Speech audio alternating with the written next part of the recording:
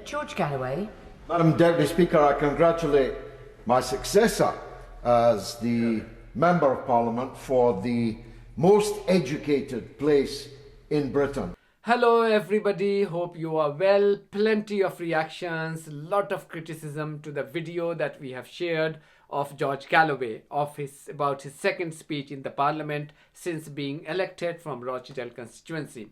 Now, this was the second speech that he made yesterday. If you remember, the first speech he had made, I think about a week ago, and this was the second speech. Now, a lot of you have reacted very angrily that why was, Workers' Party MP forced to address to an empty parliament, literally empty parliament. If you watch the video, you would have seen that in the parliament whose strength is 650, there were around 10 to 12 MPs, which is really shameful in a democracy as big as UK's. George Galloway. Madam Deputy Speaker, I congratulate my successor as the Member of Parliament for the most educated place in Britain. It was once said that the Glasgow Hillhead constituency had the highest pro rata subscription rate to the New Statesman of any constituency in the land, and he showed it in the erudition, albeit of a rather ruritarian state of affairs in his contribution, and I'm grateful to him for tabling this and for giving me time that might otherwise have been appropriated by him to make this contribution. Some chicken, some neck, as Mr. Churchill famously said. To paraphrase Mr. Churchill, some Secretary of State, some time. This is not comparable to Peter Mandelson being the business secretary in the House of Lords. This is a time of great international peril, where foreign affairs is undoubtedly the biggest single item in our inboxes. Must be true. There are millions on the streets. Well, it's certainly true of my inbox. There are millions on the streets. What was the central theme of George Galloway's speech? George Galloway was talking about the hypocrisy surrounding, in fact, the irony surrounding the democracy of Great Britain in 2024. He started by saying that, look, we are the one who keep preaching others in the world about the quality of democracy, which is true. But then, if we were to look inwards, there were a lot of things, that we may not be proud of. And one of the things that he talked about was the nature of unelected people ruling the country. Our problem is, as a country, who are forever lecturing other people on the quality of their democracy, now have an unelected head of state, an unelected prime minister, and an unelected foreign secretary, the second most important piece on the Treasury bench. So he started by saying that the head of the state, in reference to the king, he said we have an unelected head of the state. We have unelected PM in reference to Rishi Sunak. If you remember, Rishi Sunak was never elected to be the prime minister of this country. He only became prime minister after Liz Truss resigned following her ill-fated budget. And then you have unelected foreign secretary in reference to David Cameron, who was made Lord to justify his appointment as the foreign secretary. David Cameron, as you may know, that he is a former prime minister as well. Now, what George Galloway was trying to say in his 10-minute long speech was the fact that the world is facing two major upheavals. One in Ukraine and the second one is in Gaza. Due to the nature of these two conflicts, a lot of us have often been talking about, the potential start of the Third World War. And what he was saying is that if we are on the verge of potential third world war, shouldn't the foreign secretary be in House of Commons, for us to grill him and ask him question. Now, the fact that David Cameron is not a member of the House of Commons, he cannot make himself available in the Parliament for him to be grilled by other MPs, and that is exactly what he was referring to. Now, the irony was that, by the way, the speech was absolutely amazing. This is exactly what I had said in one of my old videos, that one of my earlier videos, that you may like George Galloway, you may not like it. For somebody like me who is not affiliated with any political party, I think George Galloway comes across as a breath of fresh air. This country, does need somebody, with the kind of oratory skills that he has, and more than oratory skills, he speaks sense. He speaks sense, and I'll tell you why he speaks sense. But before, that is also linked, to the fact that why, the parliament was empty. If the strength of the parliament is 650, I can understand the MPs may have various engagement, but to say that of the 655 MPs, only 10 MPs or 12 MPs didn't have anything else to do, and the rest of the MPs, they had really meaningful stuff, to engage themselves with. And that is why they could not be present in the Parliament. I think it's nonsense.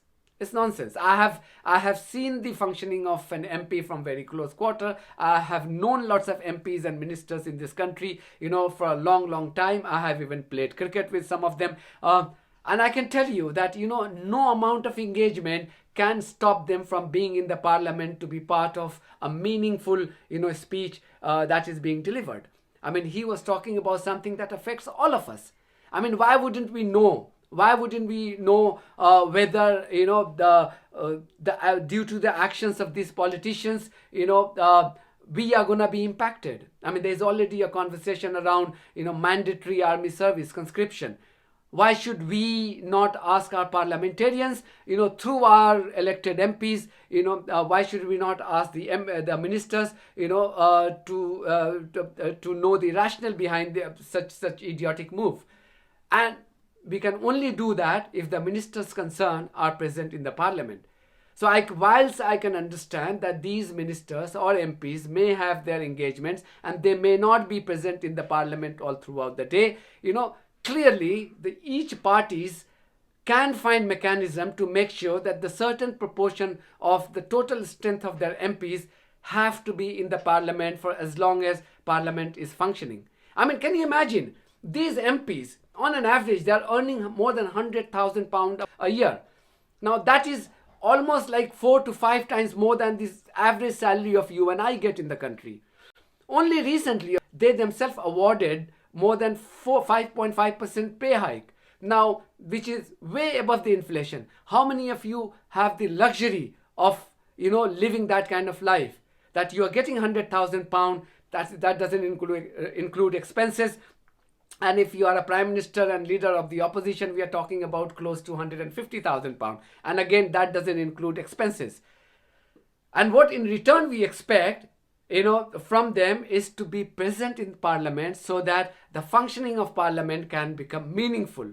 Because they represent us. We elect them and we send them to Parliament so that if we can't be in the Parliament, they become our voice. Now, how are they gonna, fulfill that role if they cannot be present in Parliament?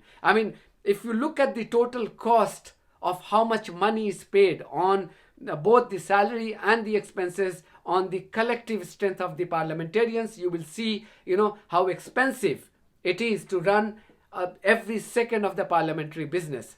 But then it ceases to be meaningful if these MPs, decide to sort of do everything else other than, be part of the parliamentary business.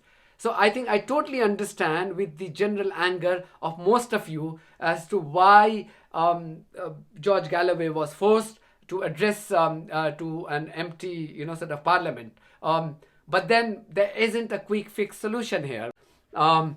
You see that these are the same people who will make laws, who will make policy announcement, based on their whims and fancies. I mean, they don't like the election of George Galloway from Rochdale, so the Rishi Sunak will fly in his special helicopter from somewhere else in the country to make a policy announcement that we are going to define extremism. And that's what they did. They have defined extremism. I mean, can you imagine?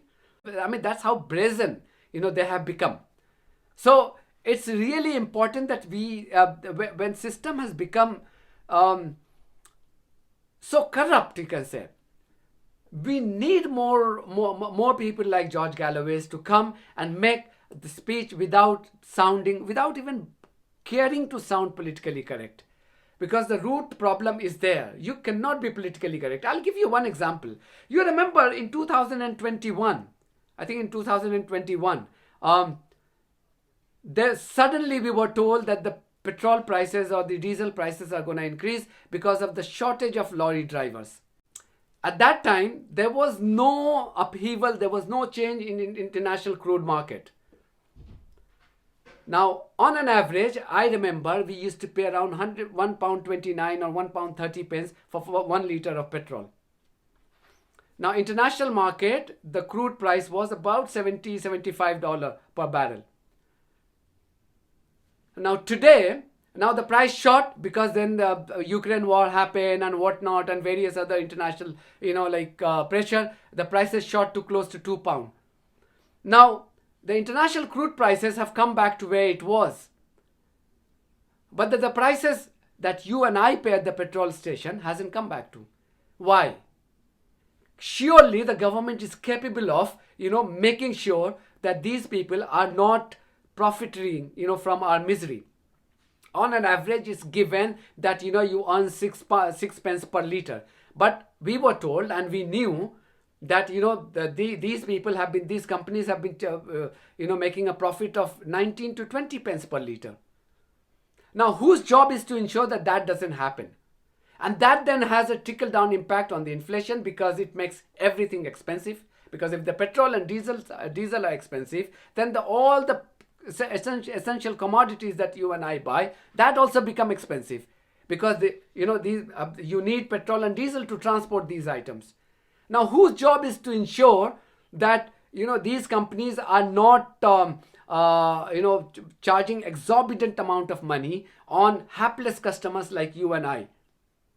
It's the politicians' responsibility. The politicians that you and I have elected, and they are running the government. But they can't be bothered because the same companies, that they are expected to force them to follow rule are the companies, maybe their donors. So, that's why you need more and more upright politicians to go into parliament and, make sure that every single policy decision that is being made is done keeping the larger interest of the common people in mind. So it is really shambolic to see that a parliamentarian like George Galloway is being forced to address an empty parliament. It can be done. It can be done. All you need is the will, from each political parties and the MPs. And there is also a question that if you don't like a parliamentarian, then you really don't want to, watch his speech or her speech.